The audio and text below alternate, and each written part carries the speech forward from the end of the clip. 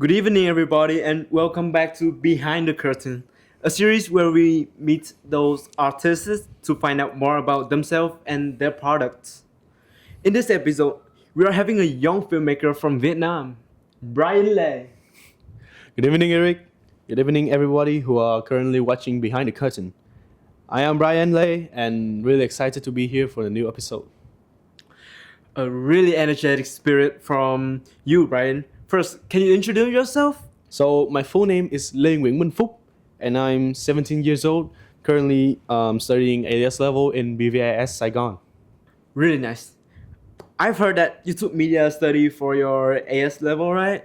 Yeah, media is a subject that I really love, and I just finished my final products for this year, which is a horror opening. And I'm now starting for my CCR 3 for my product. That sounds really cool. Can you tell us more about the task that you are planning to do? So CCR 3 is basically is about how I evaluate my program and creative production from the start to the end of my products. I think it is a good idea to share about CCR3 today. Yeah, I think the same way too. So I think let's do it. Okay, I know that you work more on the post-production stage, so what were your initial abilities and confidence levels with the required software? So it is a whole new experience for me by using Adobe Premiere and rather than just using CapCut like I did before. It is more advanced and with different tools and effects so my abilities of using it was like 0 out of 10 with no confidence at all. Yeah. So, what were your main weaknesses or areas for improvement at the start? To be honest, everything was my weakness at the time. But to pick out the main one, I think is probably about changing and choosing the sound effects for the suitable scene. Can you describe your improvement at technology? Yes. So in my preliminary task, which is the chase video, I edited on Adobe Premiere, but on the phone version, which is more simple and less tool than the computer version. So therefore, it is more friendly to newbies like me.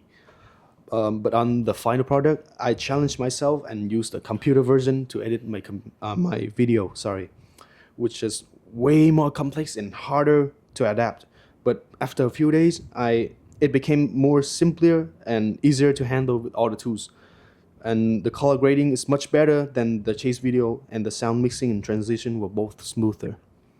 So you are an editor. But do you still have any improvement about hardware that you can share if possible? So in terms of hardware, the camera that we use for our opening scene is an iPhone 17 Pro Max, which was an upgrade from an iPhone 15 when we used to take the chase video. And I also discussed with my friend Eric about taking a different variety of shots because the chase video was lacking of shots. Right, right. How did your understanding of genre convention, storytelling, and audience engagement improve? So I filmed the opening a total of 3 times. The first version, which is our rough cut, it was done pretty bad to be honest because of our misunderstanding of the horror convention and the way to engage with the audience. It is a horror genre and the setting should be at nighttime if possible, but we filmed it in the afternoon instead, so which made it become less scary and the audience will easier to get bored. But on the final one, which is the official release, the video was filmed at nighttime, so it helps build tension and engage with the viewers better. Can you compare your early draft with your final one and print out the specific improvement? Yeah, I can. Hopefully, the editor will pop the footage up for us to see, even though it's just me, by the way. So this is my old draft. As you can see here, it should be at nighttime and not the late afternoon like this. And also the last scene here, it was really awkward because there were just all my close-up shot, but with a low quality of color grading and high contrast to the sky, which made my face look really weird. Here's my feedback from my classmates and teachers. Nearly most of them were complaining about the last scene, which is understandable. And here's my last scene of the final product.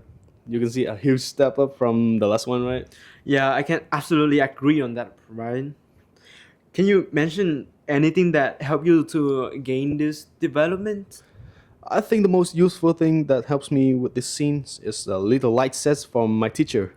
Shout out to Mr. Lyle and for letting me borrow your stuff. Thank you very much. So it helps me brighten my face while being in the dark so that my face doesn't turn out weird and dark like the first draft. And what obstacles did you face? Because the setting took place in a neighborhood alley, as you can see, there were many people who appears in the background, and especially the local children when they were riding bicycle and running around having chats and something like that, which is quite noisy. So, for those difficulties, how did you overcome them?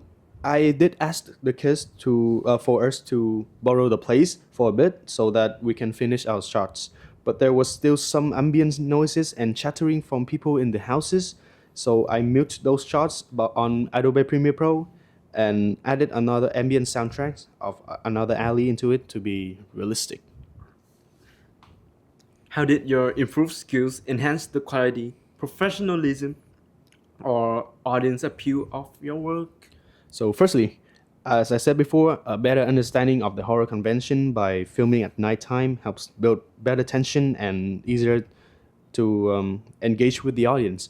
And next, a better transition and sound mixing helps the opening to flow smoothly so the audience can maintain their concentration throughout the video. Yeah. And what would you do differently next time? I think that next year, I gotta make in next year our final product is a music video.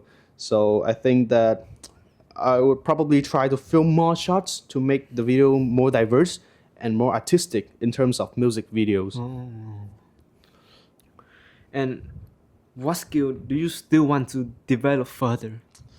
The thing that I really want to improve is perhaps my editing skill so that I can explore more visual effects, which could help a lot with making the music videos. Okay, I think that today's episode is long enough, and thank you for your appearance and contribution today, Brian Lay. Thank you, Eric. Thank you, everybody. And this is Behind the Curtains.